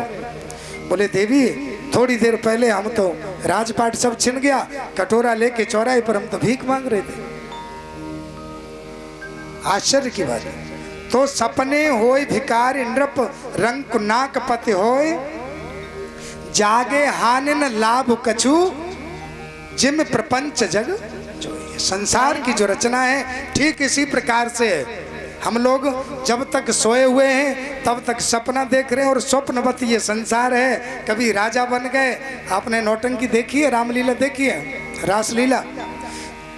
एक ही ग्रुप के सब लोग होते हैं, वृंदावन से ही आते हैं सारे के सारे, लेकिन उनमें से कोई कृष्ण बन गया, कोई दाऊ जी बन गया, कोई कंस बन गया। और कंस बना है तो वो ये नहीं सोचेगा कि हम एक ही घर में से आए हैं, वृंदावन से आए। कंस की भूमिका पूर्ण रूप से निभानी पड़ेगी तो रासलीला जमेगी, नहीं तो रासलीला फेल। तो हम लोग भी यहाँ एक लीला करने के लिए उसने भेजे हैं। हमें जो पात्र मिला है, जो हमें पाठ मिला है, वो पाठ अच्छे ढंग से अगर हमने निभा लिया तो हमारा गोविंद खुश होता है, प्रसन्न होता है कि मैंने जिस काम के लिए भेजे थे वही काम कर रहे हैं, उसी तरह पाठ पूरा कर रहे हैं। और यदि हम गड़बड़ी करेंगे तो कोई देखे न देखे, लेकिन वो तो देखता है। इसलिए मनुष्य को सदैव सावधान रहना चाहिए और संतों की संगति करनी चाहिए, तभी जीवन का आनंद प्राप्त हो सकता है। जय और संतन के संग लाग रे तेरी अच्छी बनेगी, संतन के संग लाग रे तेरी अच्छी बनेगी, संतन के संग लाग रे तेरी अच्छी बनेगी। संतन के जय हो, लाग रे ताली बजाते हुए जय हो। तेरी अच्छी बनेगी, संतन के संग लाग रे तेरी अच्छी बनेगी, अच्छी बनेगी तेरी किस्मत जगेगी, अच्छी बनेगी तेरी किस्मत जगेगी, अच्छी बनेगी तेरी किस्मत जगेगी, अच्छी बनेगी तेरी किस्मत जगेगी। होए तेरे बड़े भाव से गाएंगे। भाग रे तेरी अच्छी बनेगी।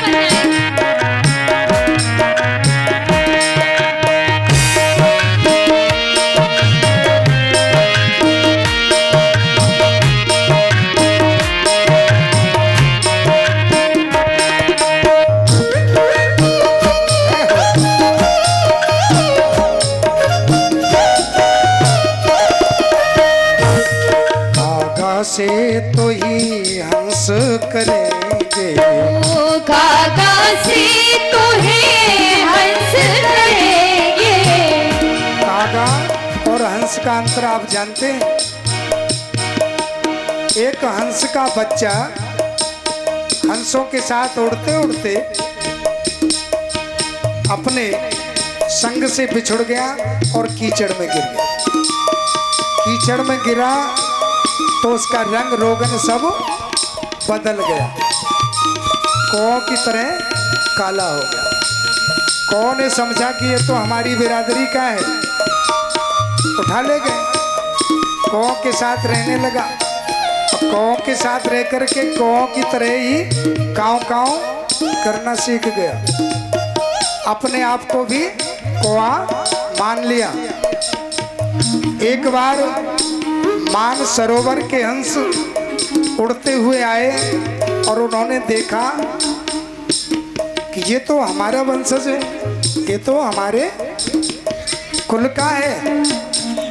पकड़ा और जैसे ही हंसों को देखा कौओं की भीड़ उड़ के भागने लगी।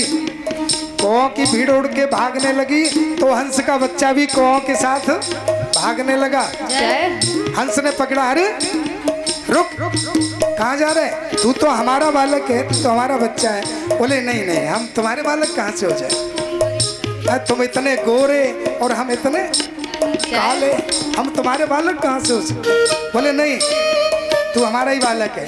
पकड़ लिया और पकड़ के मान सरोवर में जैसे ही उसको स्नान कराया और स्नान कराते ही साहब कीचड़ धुल गई, एकदम धवल देह हो गया। और जैसे कागा ते तो ही हंस करेंगे, कागा से तुम्हें हंस करेंगे। मिट जाए पुर के दादरे तेरी अच्छी मिट जाए उनके दाग रे, तेरी अच्छी बनेगी। संतन के संग लाग रे तेरी अच्छी बनेगी। संतन के संग लाग रे, तेरी अच्छी बनेगी।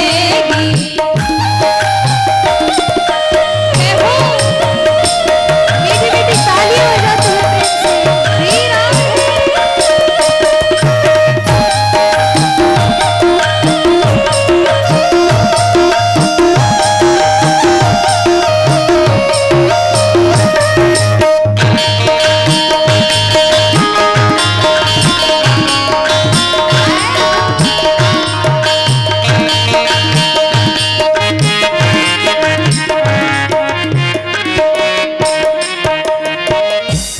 प्रेम निशा में बहुत दिन सोए,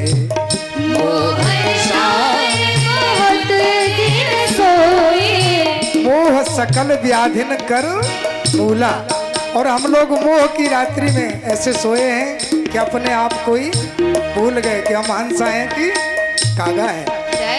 मोह निशा में बहुत दिन सोए, मोहन शाम बहुत दिन सोए। जागी सके तो अब जाग ले तेरी अच्छी बनेगी। जाग सके तो अब जाग ले, तेरी अच्छी बनेगी।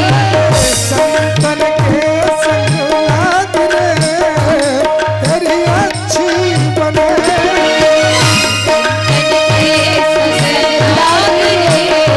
तेरी अच्छी बनेगी। बनेगी तेरी किस्मत जगेगी। अच्छी बनेगी तेरी किस्मत जगेगी। ओ तेरा बड़ा भाग रे तेरी अच्छी तेरी बड़ो भाग रे, तेरी अच्छी बनेगी।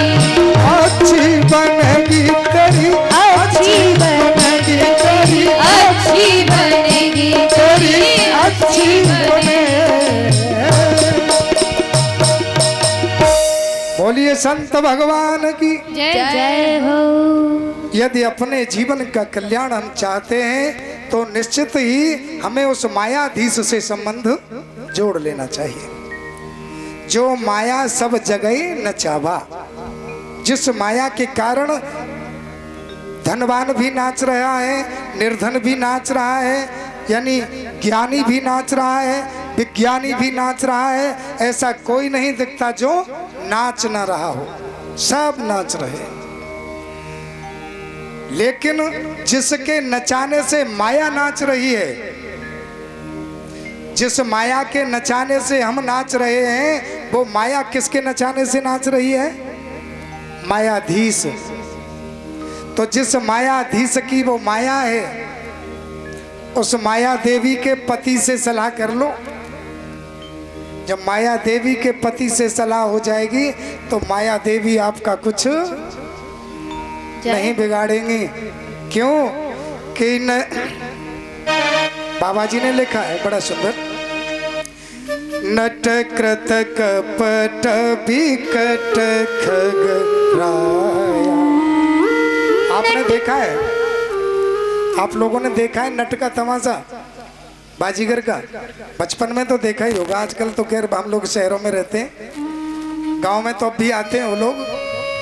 तो नटकृत कपट विकट खगराया। कागभूषण जी गरुण जी से कहते हैं कि हे गरुण, ये नट जो होता है उसकी कपट रूपी माया बड़ी प्रबल होती है। थोड़ी सी देर में जितनी भीड़ होती है सबको सत्य करके दिखा देता है। सिर काट दिया, पब्लिक देख रही है, जनता देख रही है, सिर वास्तव में काट दिया। और उसकी माया से प्रभावित हुए बिना कोई भी बच नहीं सकता। लेकिन वही माया जो उस नट का जमुना होता है, उसका कुछ नहीं बिगाड़ती। वो जानता है हमारा तो रोज का काम ये है। बाजीगर का जो जमुना होता है उसका वो माया कुछ नहीं बिगाड़ती और देखने वालों को पागल बना देती है। बोलिए गोविंद भगवान की जय। इसीलिए हमें उस नटकृत कपट विकट खगराया, जो माया का पति है, जो मायाधीश है, उससे हमें अपना संबंध जोड़ लेना चाहिए। और यही हुआ कि भगवान द्वापर में कृष्ण बनकर प्रकट भये। भगवान के जन्म की कथाएं तो आगे आपको श्रवण करने के लिए मिलेंगी, लेकिन भगवान के सानिध्य में कौरव और पांडवों के युद्ध की संरचना हुई। भगवान शांति दूत बनकर गए, धृतराष्ट्र को समझाया, भाई आपस का घर का मामला है, समझ में आ जाए तो अच्छी बात है। क्यों कि ना धन तेरा ना धन मेरा, चिड़िया रैन बसेरा। हम सभी लोग कहाँ रुके? एक प्लेटफार्म पर रुके हुए हैं, जहाँ जिसकी ट्रेन आ जाएगी उसका रिजर्वेशन कंप्लीट है, उसे प्लेटफॉर्म छोड़ना पड़ेगा। और नहीं छोड़ता है तो रिजर्वेशन का पैसा गया काम से, दूसरी गाड़ी में काम आने वाला नहीं है। जिस गाड़ी के लिए है उसी गाड़ी से जाना भी अनिवार्य है। तो समझाया, लेकिन धृतराष्ट्र तो समझने की कोशिश भी करते। दुर्योधन ने टंके की चोट कह दिया कि हम पांडवों को एक सुई के नोक की बराबर भी नहीं देंगे। और आज भी जो झगड़े हुआ करते हैं आप लोग जानते हो, केवल इसी बात के होते हैं। भाई भाई के झगड़े का कारण क्या है? यही कारण है। और ये मिथ्या है, ये सब लोग जानते हैं कि हमारे पूर्वजों के द्वारा भी यही इतिहास की रचना रही है। लेकिन सब अपना अपना बैंड बाजा बजा के चले गए, साथ कोई आज तक कुछ लेके नहीं गया। तो मान लीजिए कि वो न सुधर पाए हों, किसी कारण अशिक्षित थे, लेकिन अब हम लोग तो शिक्षित हो चुके हैं, तो हम लोगों को तो सुधरने का प्रयास करना चाहिए। लेकिन नहीं, सब सुधर जाएं लेकिन हम नहीं सुधरेंगे। आप लोगों ने देखा होगा, एक फिल्म आती है, उसमें एक डायलॉग था, उसका किसी का मुझे नाम ध्यान नहीं रहा। वो कहता था कि 4 इधर जाओ, 4 आगे जाओ, 4 दाएं जाओ, 4 बाएं जाओ, 4 मेरे पीछे आओ। मतलब सबसे कहता था अपनी अपनी ड्यूटी करो, लेकिन खुद कहता था कि हम नहीं सुधरेंगे। तो मुझे बड़ी हंसी उस पर। एक ही बार मैंने वो किसी के द्वारा देखा था, तो मैंने कि ठीक यही संसार का रोल चल रहा है कि हम सबको तो सुधारने में लगे हैं, लेकिन हम, और वास्तविकता ये है कि यदि हम सुधरेंगे तब ही युग जब हम सुधरे हैं तो किसी को सुधरने का उपदेश करें तो अच्छा लगेगा, लेकिन हम क्या क्या करते हैं ये कौन जाने। दूसरों को तो हम ये दिखाते हैं कि हमसे बड़ा गंगा जल की तरह धुला हुआ और कोई दूसरा। बोलिए सदगुरुदेव भगवान की जय। बहुत समझाया, दुर्योधन की समझ में बात नहीं आई और महाभारत का युद्ध निश्चित हो गया। युद्ध हुआ, युद्ध में बड़े बड़े वीर गति को प्राप्त हुए। युद्ध के अंत में सिर्फ दुर्योधन बचा, वो भी बकोदर भैया भीम की गदा से क्षतिग्रस्त हो गया। एक पैर उसका टूट गया, भीमसेन की गदा से एक पैर क्षतिग्रस्त हो गया। रणांगण में पड़ा है, तमाम मुर्दे पड़े हैं, चील कोए मडरा रहे हैं और अंतिम श्वासें गिन रहा है दुर्योधन। ऐसी स्थिति में भगवान के आशीर्वाद से पांडवों ने महाभारत युद्ध जीता है। तो आप जानते ही हो कि इलेक्शन में जो जीत जाते हैं उनके हौसले बुलंद होते हैं और जो बेचारे हार जाते हैं वो, वैसे हार जीत से अच्छी बताई है। हार को अभी आगे आपको कथा श्रवण कराएंगे, जीतने वाले से हारने वाला बढ़िया बताया है। दुर्योधन एक एक श्वास गिन गिन करके ले रहा है। उसी समय इसका मित्र अश्वत्थामा वहां पहुंचा और जाकर कहने लगा, मित्र, पूरे महाभारत में मेरा ये प्रयास रहा कि मैं आपकी कुछ हेल्प करूं, लेकिन मुझे अभागे को कोई अवसर प्राप्त नहीं हो पाया। और आज मैं ये चाहता हूं कि आपकी अंतिम इच्छा, जो आप चाहते हो, आपकी अंतिम इच्छा हो, वो मुझे कृपा करके बताइए और मैं उसे पूर्ण करके रहूंगा, ये मेरा वचन है। जय। दुर्योधन ने कहा कि धन्य है, मित्र हो, मित्र होना चाहिए तो ऐसा ही होना चाहिए, क्योंकि गोस्वामी जी ने भी लिखा है कि जेन मित्र दुख हो ही दुखारी, जेन मित्र दुख हो ही दुखारी, जेन मित्र दुख हो ही दुखारी, जेन मित्र दुख हो ही दुखारी, तिन्हि बिलोकत आतक भारी, तिन्हि बिलोकत आतक भारी, जेन मित्र दुख होए दुखारी। जो मित्र का दुख देख करके दुखी नहीं होता वो मित्र कहलाने का अधिकारी नहीं है। जय। उसका तो चेहरा देखना भी पाप है। लेकिन आजकल कैसे मित्र हैं मालूम है? जब तक मित्र के पास धन है तब तक मित्रों की संख्या में भी बढ़ोतरी है।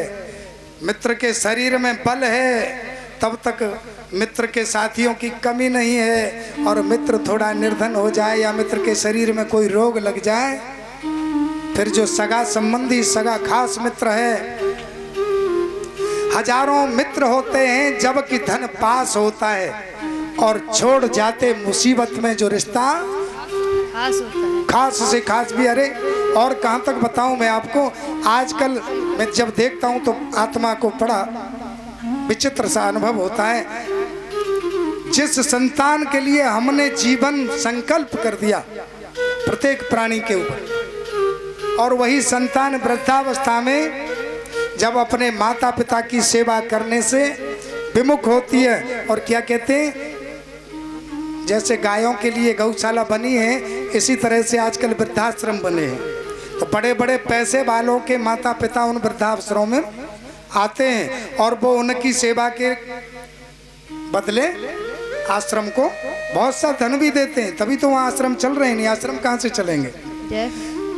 वो कहते हैं कि हम स्वयं तो माता पिता की सेवा करने में असमर्थ हैं, ड्यूटी ऐसी है, समय नहीं है, पैसा कितना भी खर्च हो, हमारे माता पिता सुखी रहें। तो वहाँ भी पैसे वालों के जो माता पिता हैं उनको वीआईपी व्यवस्था मिलती है, और जो वैसे हैं तो उनको वैसे ही किसी को गाय का गोबर डालना पड़ रहा है, किसी को गाय को चारा कूटना पड़ रहा है। वो सबकी अपनी अपनी वहाँ भी पोस्ट है, वृद्धाश्रम में भी। तो ये विडंबना है कि जिस माता पिता ने हमको जन्म दिया हम उनकी सेवा स्वयं नहीं कर सकते, नौकरों के द्वारा कराते हैं। नौकर की सेवा तो नौकर की। आज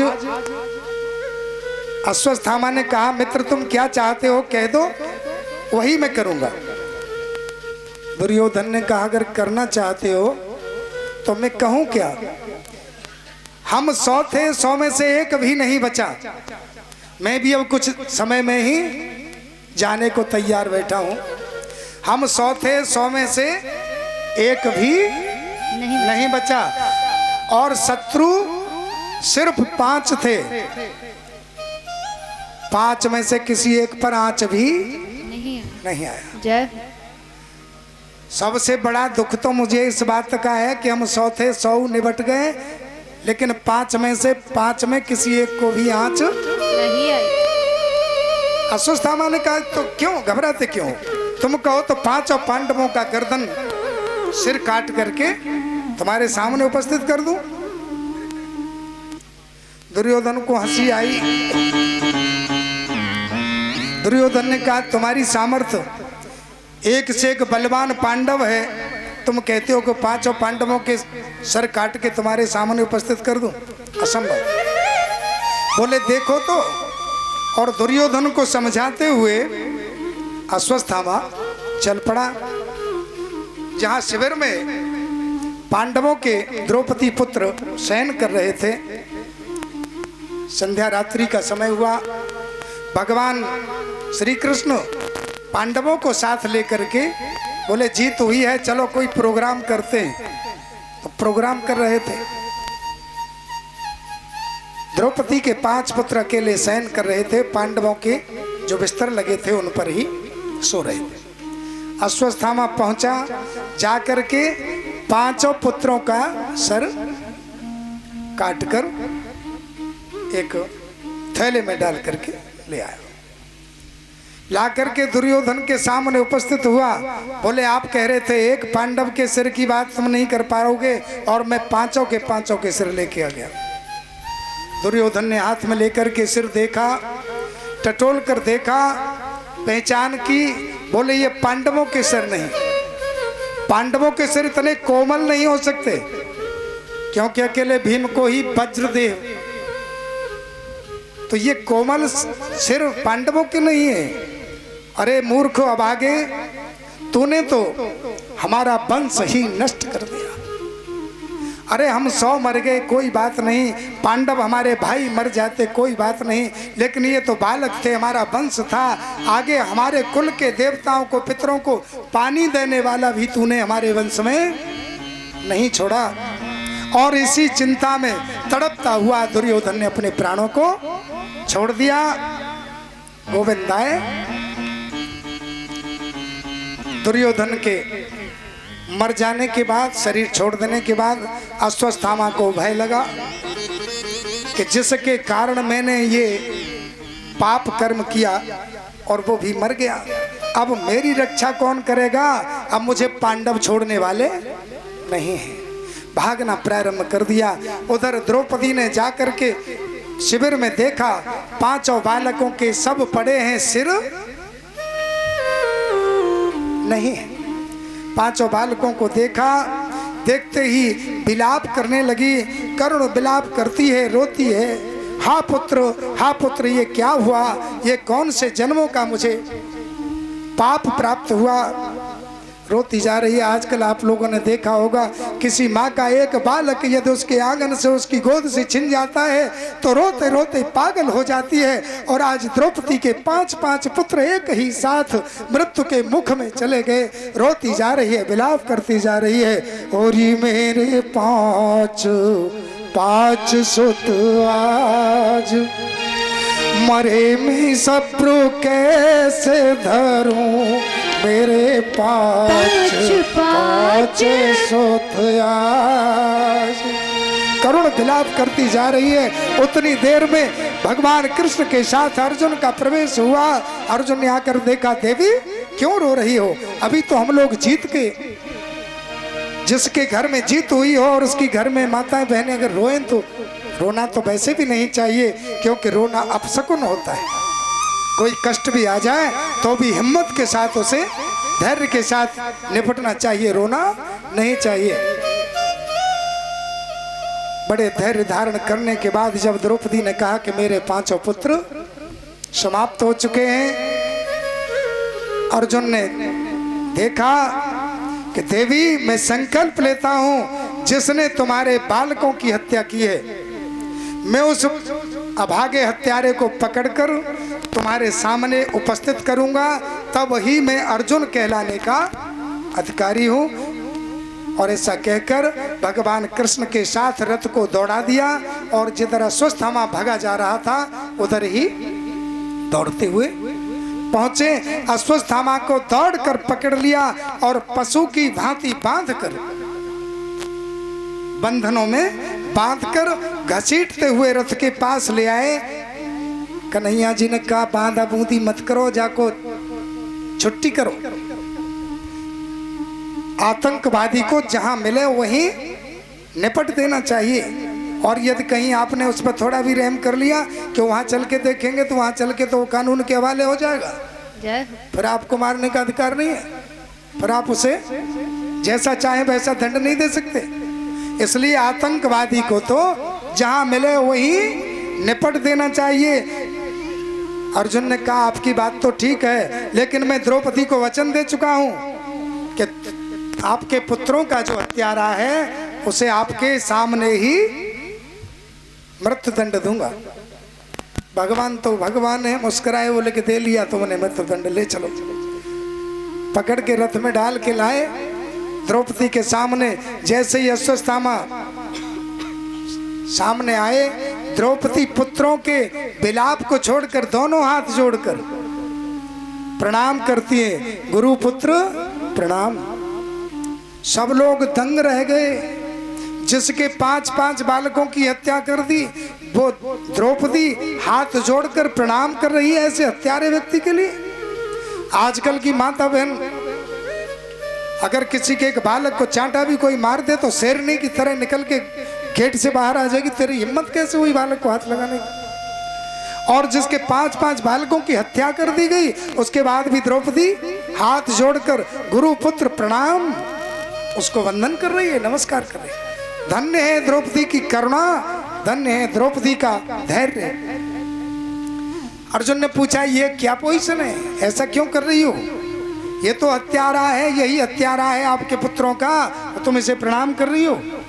द्रौपदी ने कहा, मैं जानती हूँ, मैं इस बात को जानती हूँ कि ये मेरे पुत्रों का हत्यारा है, लेकिन पुत्रों का हत्यारा बाद में है, पहले हमारे गुरुजी का बेटा है, ऊपर से ब्राह्मण है, तो गुरु पुत्र होने के नाते भी हमारा पूजनीय है और ब्राह्मण होने के नाते भी हमारा पूजनीय है। हत्यारा बाद में है और पूजनीय।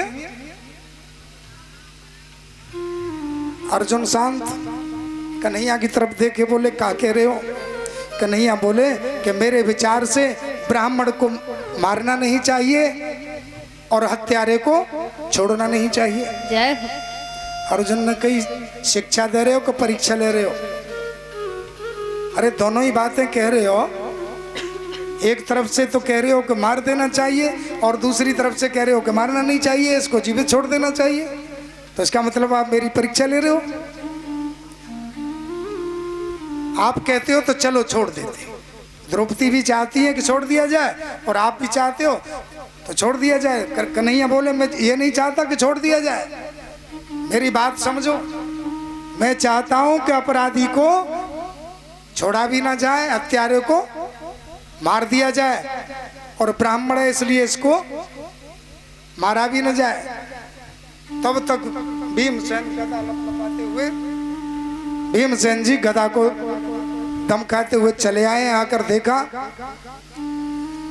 उन्होंने सुना तो बोले, शांत रहो, द्रौपदी इसे माफ कर दे, अर्जुन इसे माफ कर दे, बड़े भैया धर्मराज से माफ कर दे, लेकिन ये भीम की गदा से कभी नहीं बच सकता। और क्रोध करके जैसे ही टूटे पहाड़ की तरह अर्जुन ने, धर्मराज ने आके समझाया, भैया रुको, ठहरो, इसका संकल्प अर्जुन ने लिया है, इसे दंड अर्जुन ही देंगे, इसकी मृत्यु का संकल्प अर्जुन ने लिया है। और पांडवों में बड़ी विचित्र बात रही कि जिसने जो संकल्प ले लिया, बेशक जान चली गई, लेकिन संकल्प से विकल्प किसी का नहीं हुआ। और आज हम लोग संकल्प लेने में बहुत माहिर हैं, संकल्प लेते हैं, जरा जरा सी बातों में संकल्प ले लेते हैं। एक शिष्य पहुंचा गुरुजी के पास, बोले गुरुजी मुझे दीक्षा दे दो, मुझे चेला बना लो। गुरुजी ने कहा बन जाओ, लेकिन एक बात ध्यान रखना कि मैं थोड़ी कभी जभी लगा लेता हूँ, कभी कभी डाल लेता हूँ, बाद में फिर तुम कहो कि मैं चेला बन जाऊँ, फिर तुम मुझे डांटोगे, इसलिए मैं तो अपनी बात पहले ही आपको बताए दे रहा हूँ कि मैं कभी कभी, रोज नहीं, कभी कभी। गुरुजी ने बोले चलो कोई बात नहीं है, अब जब चेला बनना चाहते हो तो बन जाओ, कभी कभी तो डालते हो। चेला बन गए। गुरुजी ने कहा देखो, जब कभी आप पियो, जब कभी होली दिवाली तो ठीक है, बाकी कम से कम, क्योंकि ये हमारी, हम आपके गुरु बन गए तो हमारे लिए भी ये थोड़ी अशोभनीय बात है। गुरुजी गए कहीं, निकल के आश्रम में रहने लगा चेला। गुरुजी कहीं तीर्थ पर चले गए, सब चेलों को बुलाया, चेलों के सामने चेलों ने कहा अरे इतना निंदनीय कार्य आप कर रहे हो, गुरुजी को आने दो, हम तुम्हारी शिकायत करेंगे। बोले पागल हो, गुरुजी ने तो कहा है कि जब कभी। अब जो बेचारे नहीं कभी लेते थे वो भी जब कभी वाले हो गए। गुरुजी लौट के आए तो पूरे आश्रम में सब सभी वाले हो गए। गुरुजी ने कहा जय हो। तो आजकल हम लोग संकल्प लेते हैं, एक तम्बाकू लोग नहीं छोड़ सकते। तम्बाकू का संकल्प लिया शाम को कि अब तम्बाकू नहीं खाएंगे, और सवेरे जैसे उसकी हुड़क आई तो कहीं ना कहीं से उनको फिर ये विषय है। जो नहीं खाता है उसको भूल से भी एक दाना अगर उसके मुख में चला जाए तो चक्कर खा के गिर पड़ता है, और जो खाने वाला है उसे खाने के लिए न मिले तो उसे बिना खाए चक्कर आना शुरू हो जाता है। जो न खाने वाला है वो खा ले तो चक्कर खा के गिर पड़े, और जो खाने वाला है उसे खाने न मिले तो चक्कर खा के गिर पड़े। कितनी बड़ी बुरी बीमारी है कि नहीं? तो महाभारत में जिसने जो संकल्प लिया उसने ही उस संकल्प को पूर्ण किया। अर्जुन भगवान कन्हैया की ओर देखे, बोले मुझे आदेश करो, विलंब मत करो, क्योंकि देर हो रही है, मुझे क्या करना चाहिए? बोले करना यह है कि इसको मारना भी नहीं है और छोड़ना भी नहीं है। तो बोले स्पष्ट भाषा में कहो। बोले देखो, समाज में किसी गणमान्य व्यक्ति का, किसी पूजनीय व्यक्ति का अपमान कर दिया जाए तो मृत्यु होने से तो एक बार में ही निपट जाएगा, लेकिन अपमान यदि उसका कर दिया जाए तो जब तक जीवित रहेगा तब तक वो रोज मरेगा, रोज मरेगा। इसलिए इसको एक बार मत मारो, इसे हमेशा के लिए जो रोज मरता रहे ऐसा इसको दंड दे करके छोड़ दो। अश्वत्थामा को पकड़कर सिर गंजा कर दिया गया, उसके सिर में जो मणि थी वो मणि निकाल ली गई और अश्वत्थामा को छोड़ दिया गया। अश्वत्थामा आज भी जीवित घूमता है।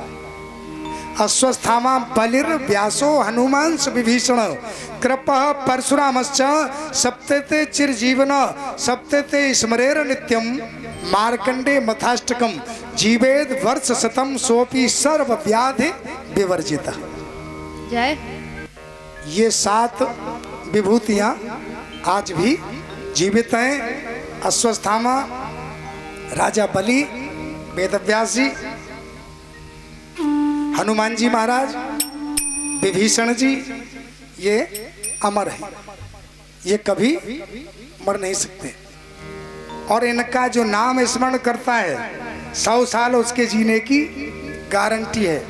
100 साल से ज्यादा की नहीं है, ऐसा मत सोचना। जो इन 7 का नाम अश्वत्थामा